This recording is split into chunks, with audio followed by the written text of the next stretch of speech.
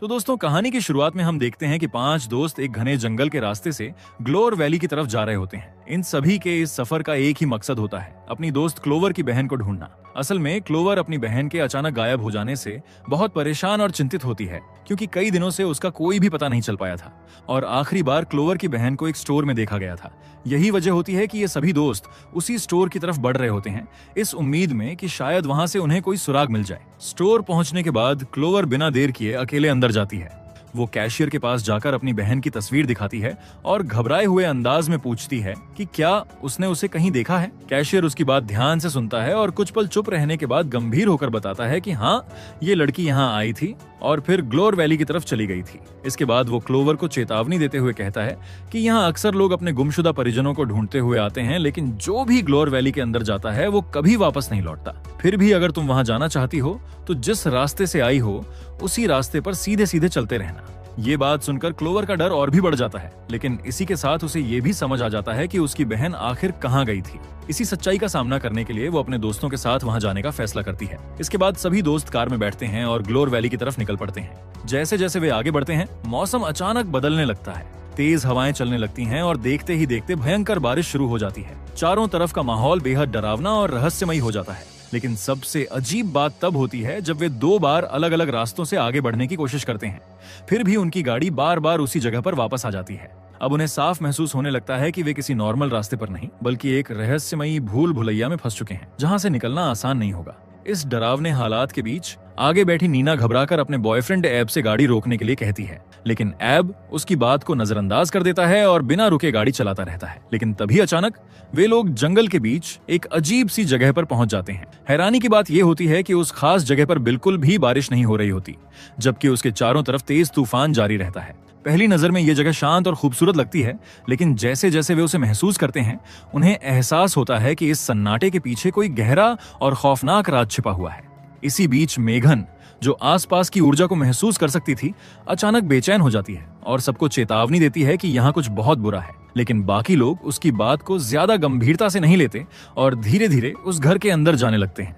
इधर क्लोवर बाहर ही खड़ी रहती है, मानो उसे किसी अनजानी चीज का इंतजार हो।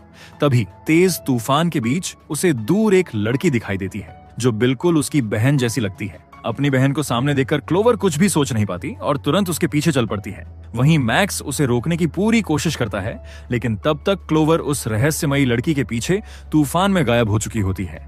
उधर घर के अंदर एब, नीना और मेघन आसपास रखे पुराने सामान को ध्यान से देखने लगते हैं।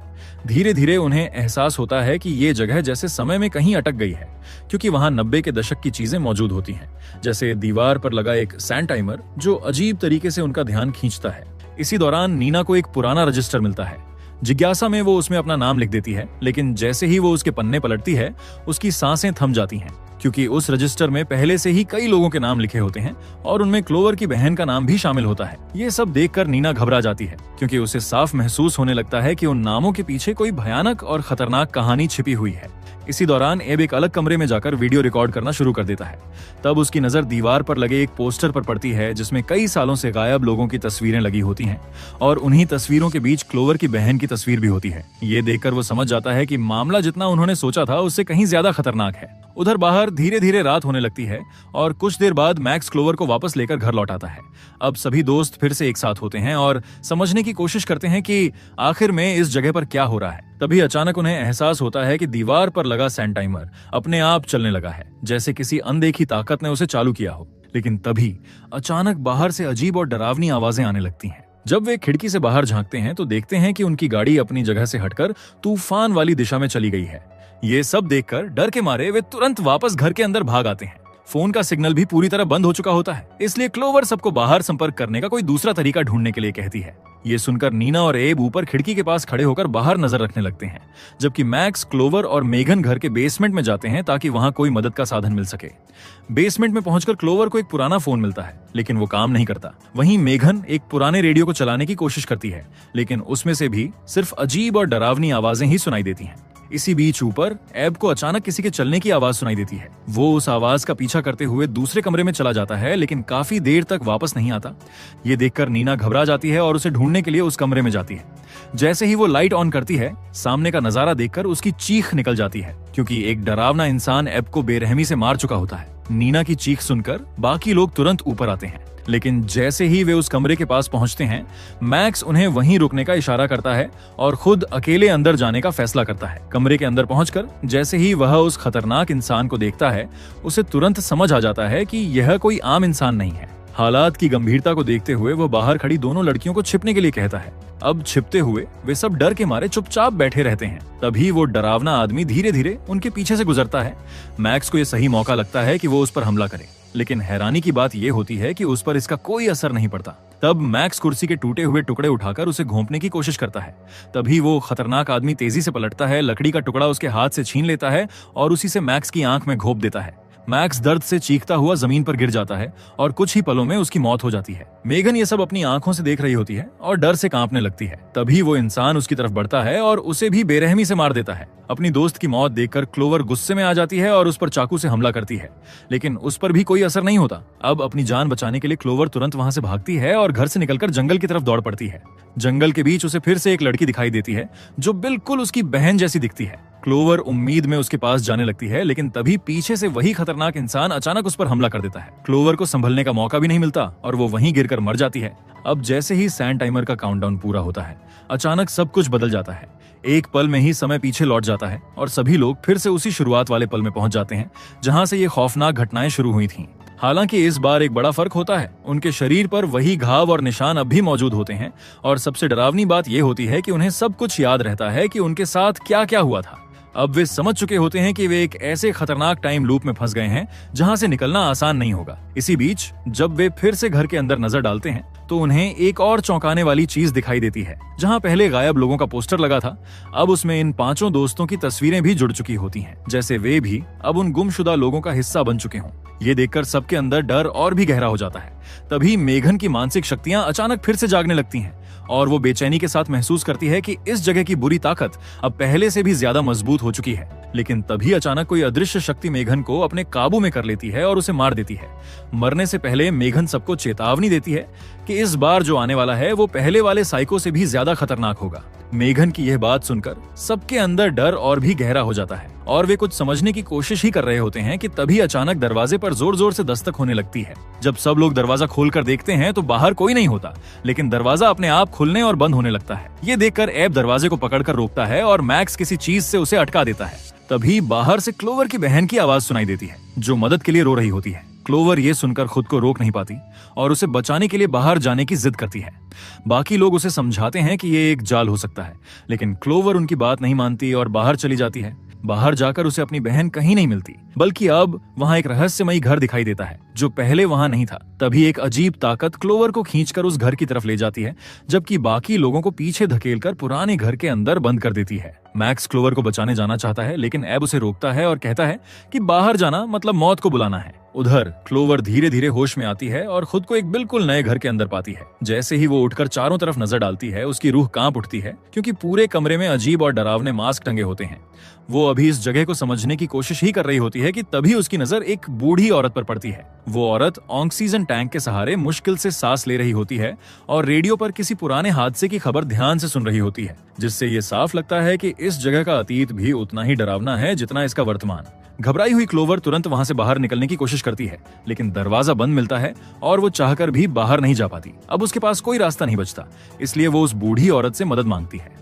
उसकी बात सुनकर बूढ़ी औरत धीमी आवाज में एक डरावनी सच्चाई बताती है कि यहाँ से बचने का सिर्फ एक ही तरीका है, या तो पूरी रात जिंदा रहो या फिर हमेशा के लिए इस जगह का हिस्सा बन जाओ। इतना कहकर वो बूढ़ी औरत क्लोवर पर झपट पड़ती है और अपने मास्क से उसका दम घोंटने लगती है। धीरे धीरे वो क्लोवर के शरीर पर काबू कर लेती है और खुद खत्म होने लगती है। उधर दूसरी तरफ मैक्स अकेले ही क्लोवर को बचाने के लिए उस जगह की ओर लौट आता है। वहीं एब और नीना डर के मारे गाड़ी लेकर वहां से भागने की कोशिश करते हैं, ताकि कम से कम वे इस खौफनाक जगह से बाहर निकल सकें। लेकिन उनका रास्ता इतना आसान नहीं होता, क्योंकि रास्ते में अचानक एक विशाल और डरावना जीव उनके सामने आकर खड़ा हो जाता है, जिसे देखकर दोनों घबरा जाते हैं। मजबूरी में एब गाड़ी पीछे मोड़ता है, तभी अचानक उनके सामने एक मास्क पहना हुआ खतरनाक इंसान आ जाता है। वे कुछ समझ पाते उससे पहले ही वो उन पर हमला कर देता है और बेरहमी से दोनों को मार देता है। इधर मैक्स उस रहस्यमयी घर के अंदर पहुंच जाता है। अंदर का नजारा और भी अजीब होता है, क्योंकि एक कुर्सी अपने आप हिल रही होती है। पहले तो मैक्स सोचता है कि शायद ये सब हवा की वजह से हो रहा है, लेकिन जैसे ही वो पीछे मुड़ता है उसकी सांसें थम जाती हैं, क्योंकि सामने क्लोवर खड़ी होती है जो अब एक मास्क पहने हुए होती है। इससे पहले कि मैक्स कुछ समझ पाए, क्लोवर अचानक उस पर हमला कर देती है और उसे बुरी तरह मार देती है। इसके बाद क्लोवर घर से बाहर निकलती है, लेकिन तभी एब की जीप उसे टक्कर मार देती है और उसकी भी मौत हो जाती है। कुछ ही देर बाद एक बार फिर सैंड टाइमर का काउंटडाउन पूरा हो जाता है और उसी के साथ समय दोबारा रीसेट हो जाता है। अगले ही पल सभी लोग फिर से उसी शुरुआती पल में वापस पहुंच जाते हैं जहां से ये डरावनी घटनाएं शुरू हुई थीं। लेकिन इस बार हालात पहले जैसे नहीं होते, क्योंकि अब वे सब कुछ याद रखते हैं। पिछले अनुभव से सीख लेकर वे पहले से कहीं ज्यादा सावधान हो जाते हैं और कोई भी गलती दोहराना नहीं चाहते। इसलिए वे तुरंत घर के सभी दरवाजे और खिड़कियां बंद कर देते हैं ताकि बाहर की किसी भी खतरनाक चीज को अंदर आने से रोका जा सके। इसके बाद वे सब मिलकर एक बाथरूम के अंदर छिप जाते हैं जहां उन्हें लगता है कि शायद वे कुछ समय के लिए सुरक्षित रह सकते हैं। दरअसल क्लोवर को उस बूढ़ी औरत की बात याद होती है कि अगर वे किसी तरह सुबह तक जिंदा रह गए तो इस डरावनी जगह से बाहर निकल सकते हैं। इसी उम्मीद के सहारे वे सब खामोशी से वहां छिपकर सुबह होने का इंतजार करने लगते हैं। अब समय धीरे धीरे बीतता है और इसी बीच एब को तेज प्यास लगती है, इसलिए वो पास के नल से पानी भरकर पी लेता है। उसे देखकर बाकी दोस्त भी अपनी प्यास नहीं रोक पाते और वहीं पानी पी लेते हैं। लेकिन तभी अचानक हालात भयानक मोड़ ले लेते हैं, क्योंकि अचानक एब जोर जोर से खांसने लगता है और देखते ही देखते उसका शरीर एक धमाके की तरह फट जाता है। ये देखकर बाकी सब सदमे में आ जाते हैं, लेकिन इससे पहले कि वे कुछ समझ पाते, नीना के साथ भी वही होता है और वो भी उसी तरह मर जाती है। ये खौफनाक मंजर देखकर बाकी दोस्त घबरा जाते हैं और तुरंत बाथरूम से बाहर भागते हैं। लेकिन बाहर निकलते ही वही जहरीला असर मेघन पर भी होता है और वो भी भयानक तरीके से अपनी जान गंवा देती है। अब क्लोवर को साफ समझ आ जाता है कि यहाँ सिर्फ छिपना काफी नहीं है, इसलिए वो मैक्स से कहती है कि अगर वो उसे मार दे तो शायद ये टाइम लूप टूट सकता है और सब कुछ बदल सकता है। लेकिन जैसे ही मैक्स ये करने के लिए आगे बढ़ता है, अचानक वही असर उस पर भी हो जाता है और वो भी फटकर मर जाता है। अब क्लोवर पूरी तरह अकेली रह जाती है, इसलिए वो हार मानकर जमीन पर लेट जाती है और अपने अंत का इंतजार करने लगती है। तभी अचानक उसके सामने उसी स्टोर का कैशियर दिखाई देता है जिसे उसने पहले देखा था। उसे देखकर क्लोवर के मन में कई सवाल उठते हैं, लेकिन इससे पहले कि वो कुछ समझ पाए, वो भी मर जाती है और एक बार फिर समय रीसेट हो जाता है। दोबारा जिंदा होने के बाद इस बार सभी मिलकर सच जानने का फैसला करते हैं। खोजते खोजते क्लोवर को कुछ आईडी कार्ड मिलते हैं जिनसे पता चलता है कि उस स्टोर का मालिक असल में डॉक्टर हिल नाम का एक मनोचिकित्सक था। इसी बीच एब को एक पुराना अखबार मिलता है जिसमें 20 साल पहले ग्लोर वैली में हुए एक भयानक खनन हादसे की खबर छपी होती है। उसमें बताया जाता है कि मजदूरों ने जमीन में बहुत गहराई तक खुदाई कर दी थी, जिसकी वजह से एक बड़ा हादसा हुआ और हजारों लोग मारे गए। जो लोग बच गए वे गहरे सदमे में चले गए थे और उनके इलाज के लिए डॉक्टर हिल को बुलाया गया था, लेकिन उसने इलाज करने के बजाय उन पर खतरनाक प्रयोग शुरू कर दिए। उसका मानना था कि अगर किसी इंसान को डर, भूख और अकेलेपन में रखा जाए तो वो धीरे धीरे अपना मानसिक संतुलन खो देता है और आखिर में एक खतरनाक राक्षस बन जाता है जिसे वेंडिगो कहा जाता है। डॉक्टर हिल ने इसी सोच और इस जगह के श्राप को मिलाकर एक ऐसा टाइम लूप बना दिया था जिसमें जो भी फंसता वो बार बार मरता रहता, जब तक कि वो हार मानकर खुद एक वेंडिगो न बन जाए। तब सभी को समझ आ जाता है कि बचने के लिए सिर्फ जिंदा रहना ही काफी नहीं है, बल्कि उन्हें अपने डर का सामना भी करना होगा। इसी बीच रेडियो पर अचानक डॉक्टर हिल उनसे संपर्क करता है और क्लोवर को अकेले जंगल में आने के लिए कहता है। वो वादा करता है कि वो उसे उसकी बहन से मिलवाएगा। हालांकि सभी को शक होता है कि ये एक जाल है, फिर भी क्लोवर सच्चाई जानने के लिए वहां जाने का फैसला करती है। ये देखकर मैक्स और मेघन चुपके से उसके पीछे जाने लगते हैं, जबकि एब और नीना घर में ही रुक जाते हैं। लेकिन तभी अचानक वही खतरनाक साइको उनके सामने आ जाता है, लेकिन इस बार वे डरने के बजाय शांत रहते हैं और अपनी किस्मत को स्वीकार कर लेते हैं। इधर जंगल में मैक्स और मेघन क्लोवर का पीछा करते हुए एक वेंडिगो के सामने आ जाते हैं। वे दोनों जान बचाने के लिए भागते हैं, लेकिन भागते भागते मेघन का पैर फिसल जाता है और वो जमीन पर गिर पड़ती है। इससे पहले कि वो संभल पाती, वेंडिगो उसे पकड़ लेता है और घसीटते हुए नीचे खींचकर बेरहमी से मार देता है। ये सब देखकर मैक्स अंदर तक डर जाता है, लेकिन अब उसके पास रुकने का कोई विकल्प नहीं होता, इसलिए वो अकेले ही आगे बढ़ता है और क्लोवर को ढूंढने की कोशिश करता रहता है। अब कुछ दूर जाने के बाद उसे क्लोवर दिखाई देती है, जो एक जाल में बुरी तरह फंसी हुई होती है। ये देखकर वो उसे बचाने की कोशिश करता है, लेकिन तभी क्लोवर की बहन मेलनी वहां आ जाती है, जो अब पूरी तरह एक खतरनाक वेंडिगो बन चुकी होती है। उसे देखते ही दोनों समझ जाते हैं कि अब हालात उनके काबू से बाहर हैं। फिर भी वे हिम्मत नहीं हारते और किसी तरह वहां से बचने की कोशिश करते हैं, लेकिन उनकी सारी कोशिशें बेकार साबित होती हैं, क्योंकि मेलनी उन पर भारी पड़ जाती है और आखिर में दोनों को बेरहमी से मार देती है। इसके बाद यह खौफनाक सिलसिला लगातार चलता रहता है और देखते ही देखते उन्हें इस जगह पर फंसे हुए 13 रातें गुजर चुकी होती हैं। अब उस किताब के मुताबिक यह उनकी आखिरी रात होने वाली होती है। इस बार मेघन कहीं गायब है और एब की पीठ पर वेंडिगो बनने के निशान भी दिखने लगते हैं। जब क्लोवर खिड़की खोलकर बाहर देखती है तो उसे वहां कई अजीब और डरावने घर दिखाई देते हैं जो पहले कभी वहां नहीं थे। सबसे हैरान करने वाली बात यह होती है कि इस बार उन्हें पिछली रातों की वो हर बार अपने फोन से रिकॉर्डिंग करता रहा था। एब जब सबको वो वीडियो दिखाता है तो वे अपने ही डरावने अंजाम देखते हैं।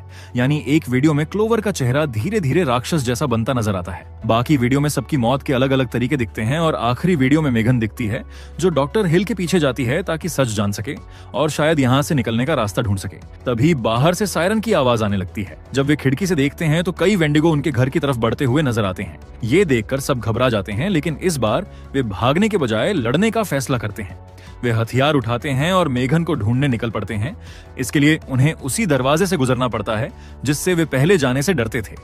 फिर अंदर जाने पर पता चलता है कि वो एक सुरंग है जो उन्हें उस डूबे हुए गांव तक ले जाती है जहां ये सब शुरू हुआ था। अब हालात और भी खतरनाक हो चुके होते हैं क्योंकि वेंडिगो उनके बेहद करीब आ चुके होते हैं। अपनी जान बचाने के लिए सभी बिना समय गंवाए तेजी से भागने लगते हैं। भागते भागते अचानक उनके सामने वही खतरनाक साइको आ खड़ा होता है जो पहले भी उनका पीछा कर चुका होता है। उसे देखकर सब एक पल के लिए रुक जाते हैं, लेकिन मैक्स तुरंत स्थिति को समझते हुए फैसला लेता है। वो क्लोवर से कहता है कि वो तुरंत डॉक्टर हिल को ढूंढे, जबकि वो खुद एब और नीना के साथ मिलकर उस साइको का सामना करता है। इसके बाद तीनों पूरी ताकत के साथ उस पर हमला करते हैं। काफी संघर्ष और खतरे के बाद आखिर में वे उसी के हथौड़े का इस्तेमाल करके उसे मार गिराते हैं। इधर क्लोवर अकेले ही डॉक्टर हिल को ढूंढते हुए आगे बढ़ती है, लेकिन तभी अचानक उसके सामने उसकी बहन आ जाती है जो अब पूरी तरह एक खतरनाक वेंडिगो बन चुकी होती है। अपनी बहन को इस हालत में देखकर क्लोवर टूट जाती है। फिर भी वो हिम्मत जुटाकर उसे समझाने की कोशिश करती है कि वो उसकी अपनी बहन है, लेकिन अब उसकी बहन के अंदर इंसानियत का कोई निशान नहीं बचा होता और वो क्लोवर पर हमला करने लगती है। हालात को देखते हुए क्लोवर मजबूर हो जाती है और अपनी जान बचाने के लिए उसे पकड़कर एक नुकीली धातु पर गिरा देती है, जिससे उसकी बहन की मौत हो जाती है। अपनी ही बहन को खोने का दर्द सहते हुए भी क्लोवर रुकती नहीं है और आगे बढ़ती रहती है। कुछ देर बाद वो डॉक्टर हिल के ठिकाने पर पहुंचती है, जहां का दृश्य और भी डरावना होता है। वहां वो देखती है कि मेघन को एक वेंडिगो के सामने बांध कर रखा गया है। तभी क्लोवर का सामना डॉक्टर हिल से होता है और वो उसे इस जगह का ऐसा राज बताता है जिसे सुनकर क्लोवर पूरी तरह हैरान रह जाती है। डॉक्टर हिल उसे बताता है कि 1998 में हुए उस खनन हादसे के समय क्लोवर भी वहीं मौजूद थी। जहां बाकी लोग उस हादसे के बाद मानसिक रूप से टूट गए थे, वहीं क्लोवर ने इतनी छोटी उम्र में भी उस सदमे को सह लिया था। यही वजह थी कि डॉक्टर हिल की नजर उस पर पड़ी। वो उसकी मानसिक ताकत से इतना प्रभावित हुआ कि उसने इस पूरी योजना की शुरुआत ही क्लोवर को लेकर की। दरअसल उसी ने क्लोवर की बहन को निशाना बनाया और उसे इस जगह तक खींच लाया ताकि क्लोवर भी उसे ढूंढते हुए यहाँ आए। उसका असली मकसद था क्लोवर पर प्रयोग करना और उसे सबसे खतरनाक वेंडिगो में बदलना। उसका मानना था कि आम इंसान 13 रातों के अंदर टूट जाता है, लेकिन क्लोवर अलग थी क्योंकि उसका दिमाग असाधारण रूप से मजबूत था और यही उसे उसके लिए सबसे परफेक्ट शिकार बनाता था। लेकिन अब क्लोवर सब कुछ समझ चुकी होती है और वह चुपचाप सही मौके का इंतजार करती है। जैसे ही उसे मौका मिलता है वो चालाकी से डॉक्टर हिल के ग्लास में वही जहरीला पानी मिला देती है जिसका इस्तेमाल इस जगह पर लोगों को मारने के लिए किया जाता था। डॉक्टर हिल को इस बात का बिल्कुल अंदाजा नहीं होता और वो आराम से वो पानी पी लेता है, लेकिन कुछ ही पलों में उसके शरीर पर उसका असर दिखने लगता है और देखते ही देखते उसका शरीर बेकाबू होकर एक जोरदार धमाके के साथ फट जाता है। डॉक्टर हिल के खत्म होते ही क्लोवर तुरंत उसकी चाबियां उठा लेती है और सही समय पर मेघन को उस वेंडिगो से बचा लेती है जो उसे मारने वाला होता है। अब सुबह होने में बहुत कम समय बचा होता है, इसलिए सभी दोस्त मिलकर वहां से बाहर निकलने की कोशिश करते हैं। वे वेंडिगो से बचते हुए तेजी से भागते हैं और आखिर में जमीन के ऊपर पहुंच जाते हैं। जैसे ही वे बाहर निकलते हैं सैंड टाइमर का काउंटडाउन पूरा हो जाता है, लेकिन इस बार कुछ अलग होता है। इस बार कोई भी नहीं मरता, वे सभी जिंदा रहते हैं। यानी कि आखिर में वो खतरनाक डेथ लूप टूट चुका होता है और यहीं पर इस खौफनाक